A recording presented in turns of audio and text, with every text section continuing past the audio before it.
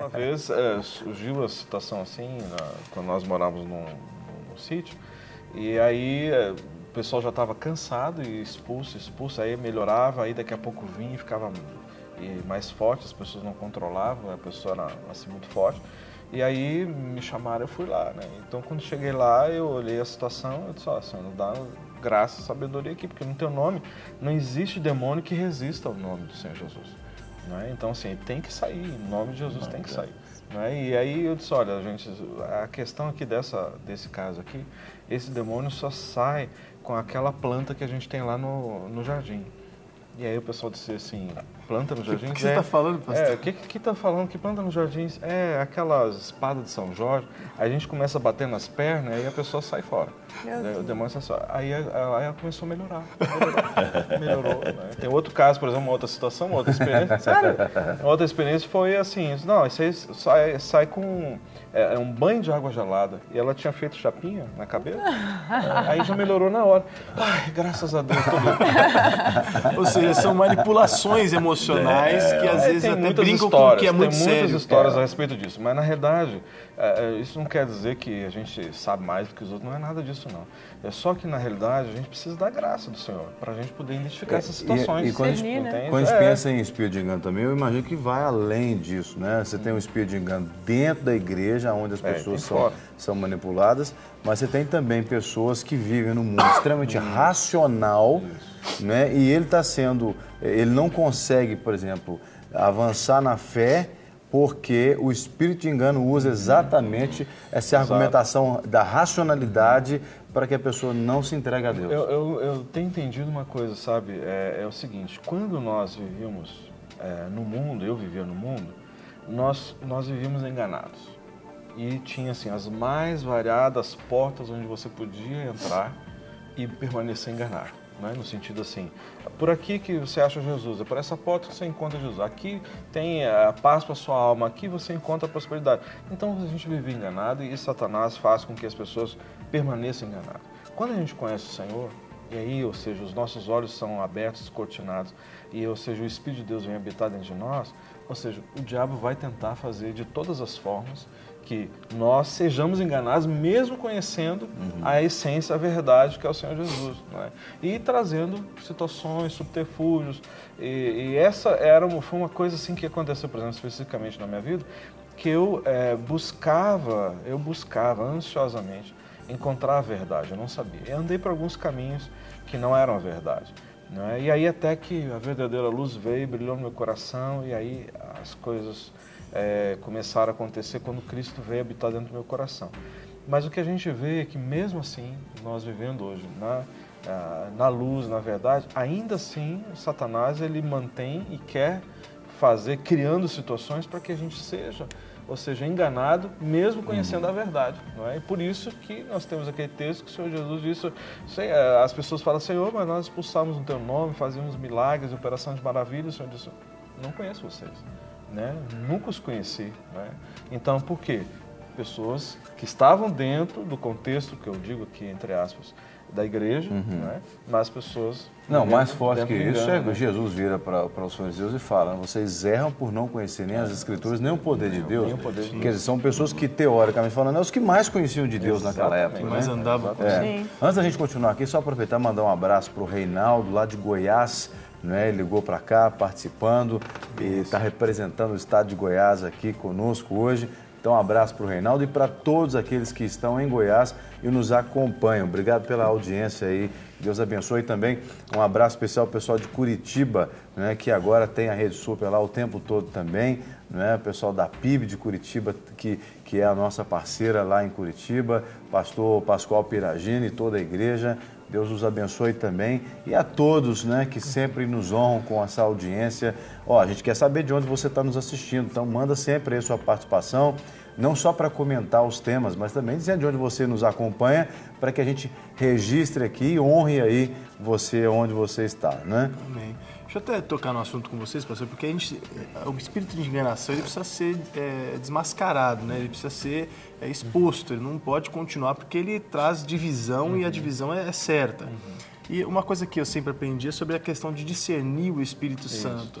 Eu queria que vocês falassem um pouco sobre essa questão. Como combater algo que é tão sorrateiro, que às vezes por anos perdura tentando trazer uma verdade que na grande verdade é uma mentira, né? Como trabalhar esse discernimento para saber o que é santo do que é profano? Primeira coisa é buscar o discernimento espiritual, né? Que é um dom, diga-se de passagem. É um dom, né? você tem que discernir. Eu lembro que eu estava na igreja, um pastor até me colocou numa situação muito difícil. Eu estava na igreja do interior, e nós estávamos sentados assim, a igreja mais tradicional, só que ele era renovado, mas a igreja... E endemoniou um rapaz assim na primeira fileira. Aí eu falei com ele, baixinho no ouvido dele, eu falei assim, vocês pedem engano. Esse rapaz está na carne. Ele pegou o microfone da igreja e falou assim, pastor Guerra mandou falar que o negócio do rapaz é speed engano, que está na carne. Nossa. Ele falou no microfone. Ele colocou numa situação. E expôs a pessoa. Só que depois que falou, o rapaz parou, né? O próprio rapaz parou, ficou quietinho na cadeira. Aí todo mundo viu que realmente é. Só que eu falei com ele baixinho e ele colocou para a igreja toda. Mas ali realmente, né, houve um discernimento que realmente era um speed engano que estava manifestando naquela vida daquele rapaz. Ele já tinha aquilo. E depois eu conversei com algumas pessoas na igreja e eu já fazia aquilo há mais tempo. Só que ali, quando o pastor falou no microfone, o próprio rapaz parou. Né? Ele deu aquela... Foi uma repreensão para ele, né? Para ele foi até uma repreensão. Agora, primeira coisa é discernir. Nós temos que buscar o discernimento, saber se realmente é speed engano, né? Muitas vezes na clínica a gente atende a pessoa e muitas pessoas usam isso até numa situação, aí a gente vê, né, conversa com a pessoa. Né? Eu normalmente, uma vez eu peguei uma pessoa na igreja e falei, olha, você não acha que você está fazendo papel de palhaço? Falei com a pessoa, você está fazendo papel de palhaço, tá? Para com isso. Aí a pessoa pegou, parou, mas ela já estava até aderindo àquilo para chamar a atenção. Vamos esclarecer melhor para o pessoal que está em casa. Vamos dar exemplos práticos assim que vocês já trataram, né? Como esse caso que o senhor citou aí do rapaz que estava falando. Porque quando fala espírito de engano, muitas pessoas são levadas a pensar que o indivíduo está endemoniado. É possível que seja, mas é possível que não seja. Às vezes você está tratando com uma pessoa extremamente racional, que não demonstra nenhuma manifestação específica espiritual, né? Mas está sendo levada por um espírito de engano, está sendo manipulada na minha opinião, os por um mais espírito de perigosos engano. até, né? Um exemplo prático para a gente entender aqui, e também, o senhor falou do discernimento. Discernimento é um dom que o Espírito Santo dá. Mas como é que eu posso buscar orar a Deus para que eu tenha o Espírito de discernimento? Como é que eu coloco esse Espírito de discernimento? Não, o discernimento, o dom de discernimento em prática. Né? Na prática, como é que eu vou conseguir fazer essa análise? Certo. Olha só, a própria palavra de Deus diz que o Espírito Santo testifica com o nosso Espírito que somos filhos de Deus, ok? Que temos a habitação do Espírito. Então, da mesma forma, ou seja, eu posso orar e pedir, não somente orar e pedir, mas no nível de comunhão que eu tenho com o Senhor, para que Ele testifique no meu Espírito quando nós estamos falando com alguém que a pessoa é um ator no aspecto de encenar, né? Então, muitas vezes, nós corremos esse risco, qualquer um de nós podemos correr esse risco de sermos enganados. Então, ou seja, o próprio Espírito Santo, a gente ora, eu oro, peço que o Espírito Santo de Deus me dê a sensibilidade e o discernimento, vendo as intenções da pessoa. O que está por detrás disso? Será que a pessoa realmente já está falando a verdade? Então, o próprio Espírito Santo de Deus, quando nós desenvolvemos esse relacionamento e pedimos que Ele nos sensibilize, Ele vai nos mostrar. Talvez não no primeiro momento, mas uma coisa que a gente não pode, sabe, assim, deixar de perceber é que é pelos frutos que nós vamos conhecer a árvore. Então, essa é uma das principais coisas. Os frutos vão mostrar. Talvez, no primeiro momento, a gente vê a árvore, os frutos estão bonitos, mas o tempo, ele vai determinar. Né? Então, por isso que algumas vezes a gente precisa conviver um tempo com a pessoa para a gente perceber o fruto.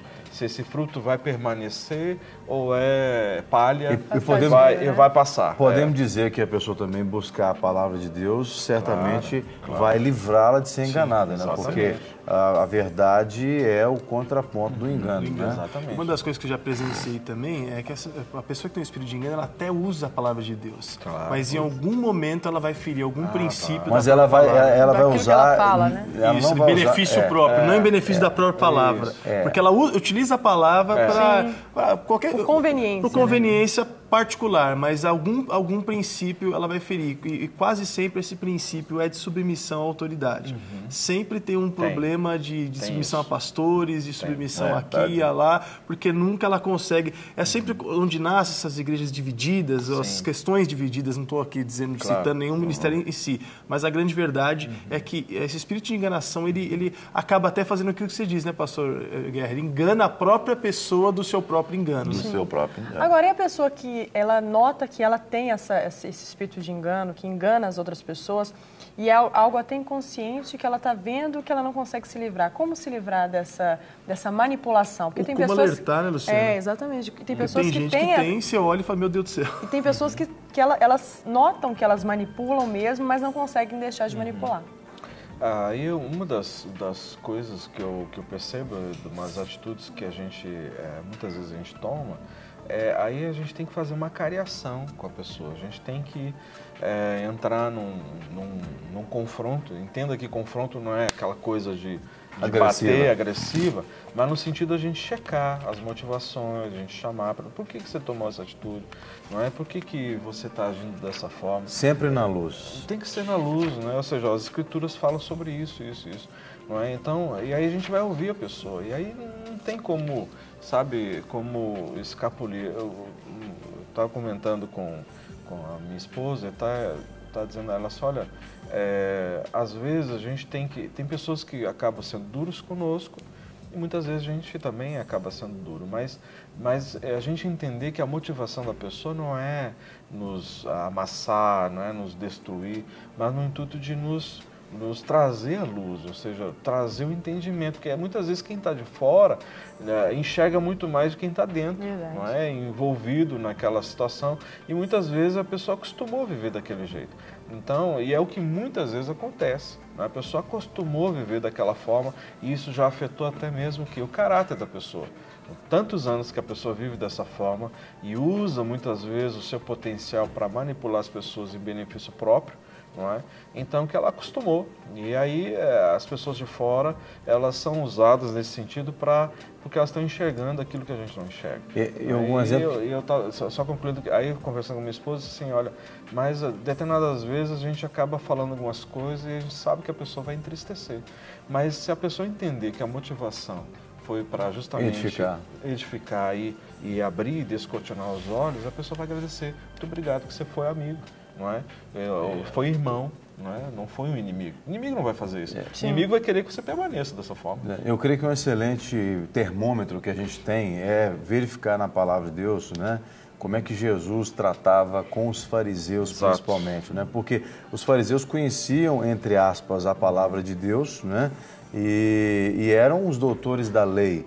E Jesus fala que eles eram cegos guiando cegos, que eles coavam um mosquito e engoliam um camelo, que eles não entravam e não deixavam ninguém entrar, né? E Jesus, num dado momento, vira lá em Mateus 23, fala para o povo assim: façam tudo que os fariseus, os líderes religiosos estão dizendo para vocês fazerem, mas não imitem as suas obras, porque eles dizem, mas não fazem. Então, o espírito de engano, nesse contexto da religião, da igreja, né, ele deve ser realmente tratado tendo esse termômetro, essa avaliação junto à palavra de Deus, se está de acordo ou não, se é meramente religiosidade. Agora, no contexto fora da igreja, já é um pouco mais trabalhoso.